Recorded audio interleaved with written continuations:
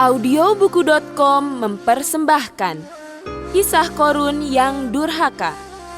Dibawakan oleh narator Emma Saleha Rahmawati dengan dibantu oleh pengisi suara Dian Tejo dan Yesa. Kisah Qorun yang Durhaka. Adik-adik, kalian pernah mendengar cerita tentang harta karun? Kalau ada yang bercerita tentang harta karun, maka yang dimaksudkan adalah harta yang terpendam di dalam tanah, di gua-gua atau di dasar laut. Mungkin dinamakan harta karun karena harta itu terbenam di dalam tanah, seperti yang terjadi pada Qorun. Dan hartanya yang dibenamkan Allah Subhanahu wa Ta'ala, sebagaimana yang dikisahkan di dalam ayat Al-Quran di atas. Wallahu a'lam. Allah lah yang lebih tahu. Maka kami benamkanlah Qorun beserta rumahnya ke dalam bumi. Maka tidak ada baginya suatu golongan pun yang menolongnya terhadap azab Allah. Dan tiadalah ia termasuk orang-orang yang dapat membela dirinya. Quran Surat Al-Qasas ayat 81. Dahulu, di zaman Nabi Musa alaihi salam, hiduplah seseorang yang bernama Qorun. Kepadanya, Allah anugerahkan harta kekayaan yang melimpah. Kunci-kunci harta kekayaannya yang sangat berat dipikul oleh beberapa orang laki-laki yang kuat. Ada yang mengisahkan bahwa kunci-kunci harta kekayaan Qorun terbuat dari kulit yang dibawa oleh 60 ekor keledai. Wallahu alam. Allah lah yang lebih tahu. Allah berkisah tentang Qorun di dalam Al-Quran. Sesungguhnya Qorun adalah termasuk kaum Musa. Maka ia berlaku aniaya terhadap mereka. Dan kami telah menganugerahkan kepadanya perbendaharaan harta yang kunci-kuncinya sungguh berat dipikul oleh sejumlah orang yang kuat-kuat. Quran Surat Al-Qasas ayat 76. Setelah Qorun dianugerahi harta yang melimpah, dia tidak bersyukur kepada Allah. Dia malah menjadi sombong dan berbuat aniaya, dan tidak mendermakan hartanya kepada orang yang membutuhkan. Maka orang-orang soleh dari kaumnya memberikan nasihat kepada Qorun, sebagaimana yang Allah kisahkan dalam Al-Quran. Janganlah kamu terlalu bangga. Sesungguhnya Allah tidak menyukai orang-orang yang terlalu membanggakan diri. Quran Surat Al-Qasas ayat 76. Mereka mengingatkan Qorun agar tidak sombong terhadap harta yang dimilikinya, karena Allah membenci orang-orang yang sombong dan tidak bersyukur atas nikmat yang Dia anugerahkan kepada mereka. Dan carilah pada apa yang telah dianugerahkan Allah kepadamu, kebahagiaan negeri akhirat, dan janganlah kamu melupakan bahagianmu dari kenikmatan duniawi. Quran Surat Al-Qasas ayat 77.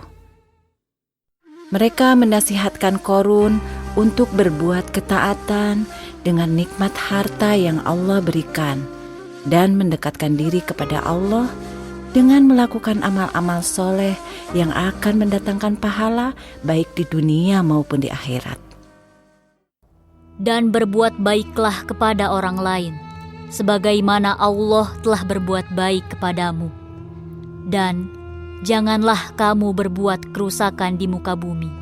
Sesungguhnya Allah tidak menyukai orang-orang yang berbuat kerusakan.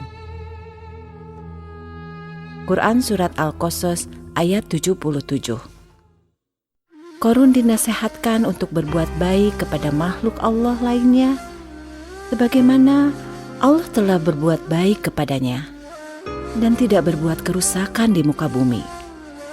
Lalu Qorun dengan congkaknya berkata seperti yang Allah kisahkan. Quran Surat Al-Qasas ayat 78. Sesungguhnya Aku hanya diberi harta itu karena ilmu yang ada padaku. Korun tidak memperdulikan nasihat kaumnya. Dia menganggap bahwa dia berhak mendapat anugerah dari Allah berupa harta kekayaan karena ilmu yang dimilikinya, karena kepandaiannya. Padahal Allah membantah perkataan Korun itu.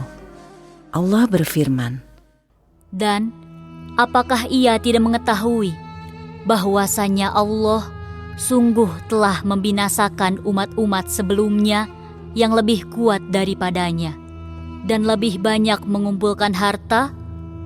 Dan tidaklah perlu ditanya kepada orang-orang yang berdosa itu tentang dosa-dosa mereka. Quran Surat Al-Qasas ayat 78.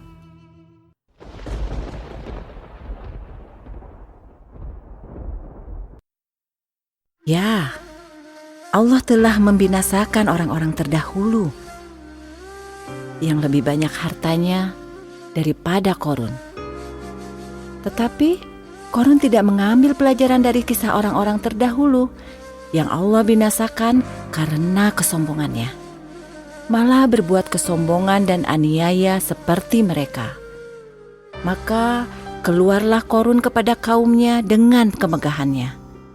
Allah berfirman, mengabarkan tentang Korun pada suatu hari keluar menemui kaumnya dengan seluruh kemegahannya, dengan perhiasan yang mempesona dan keindahan yang sangat menakjubkan, berupa kendaraan dan pakaian serta para pembantunya.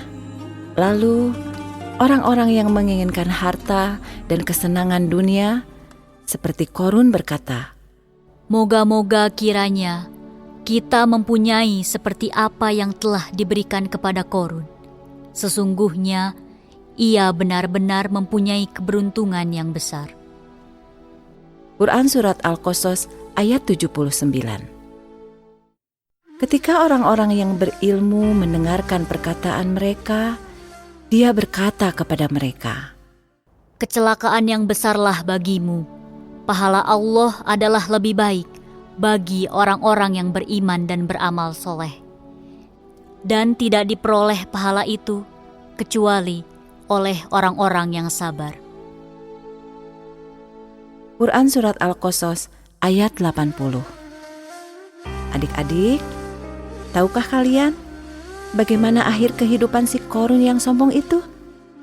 Setelah mengisahkan tentang kesombongan dan keangkuhan Korun di hadapan kaumnya, lalu Allah mengabarkan di dalam Al-Quran bagaimana dia membinasakan Korun beserta hartanya. Maka kami benamkanlah Korun beserta rumahnya ke dalam bumi.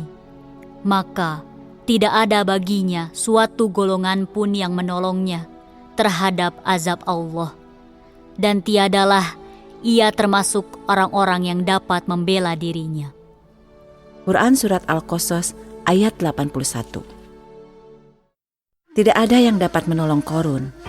Harta kekayaan, para pembantu, dan pelayan yang banyak dimilikinya, tidak satu pun yang dapat menolongnya dari Allah Subhanahu wa Ta'ala. Semuanya tidak dapat menolak kemurkaan, siksa, dan penghinaan dari Allah Subhanahu wa Ta'ala. Bahkan Korun pun tidak dapat menolong dirinya sendiri.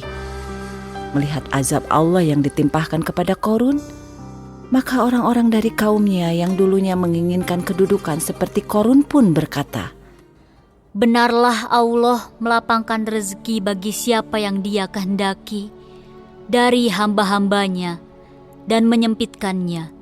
Kalau Allah tidak melimpahkan karunia-Nya atas kita, benar-benar Dia telah membenamkan kita pula. Benarlah tidak beruntung orang-orang yang mengingkari nikmat Allah. Quran Surat Al-Qasas ayat 82. Mereka baru sadar bahwa sesungguhnya anugerah kekayaan yang Allah berikan kepada Korun bukan berarti bahwa Allah ridho terhadapnya. Mereka pun menyesal karena jika saja Allah tidak melimpahkan karunia kepada mereka, niscaya mereka juga akan dibenamkan ke dalam tanah karena berangan-angan menjadi seperti Qorun. Mereka akhirnya sadar bahwa orang-orang yang mengingkari nikmat-nikmat Allah Subhanahu wa Ta'ala pasti tidak akan beruntung, sebagaimana nasib Qorun.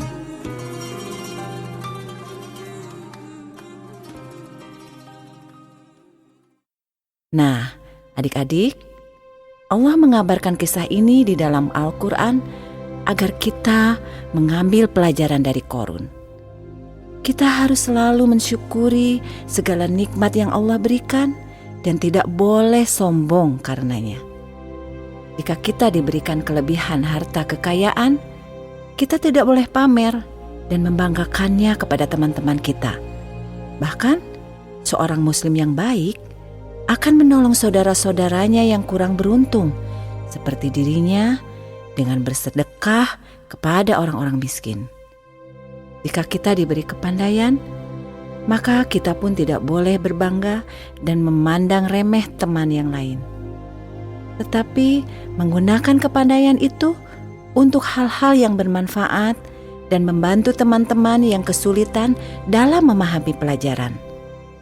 Dan jika Allah memberikan karunia berupa harta dan kepandaian kepada orang-orang yang lebih baik dari kita, kita tidak boleh iri hati.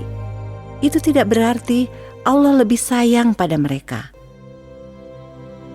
Karena Allah hanya mencintai dan akan memberikan pahala bagi orang-orang yang taat kepadanya, kepada orang-orang yang beramal soleh dan orang-orang yang sabar. Lihatlah Qorun, Allah memberikan kepadanya harta yang melimpah. Apakah karena Allah lebih sayang padanya? Tidak. Bahkan ia ditimpa siksaan Allah. Karena itu kita harus berhati-hati. Jangan sombong, jangan suka pamer, jangan dengki terhadap kelebihan orang lain. Adik-adik, tidak ingin seperti Qorun bukan?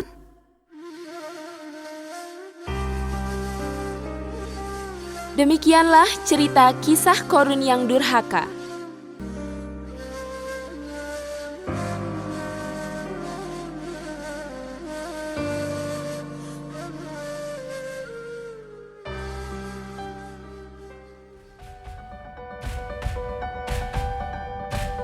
Terima kasih. Nantikan audiobuku lainnya hanya di channel Dengar Buku.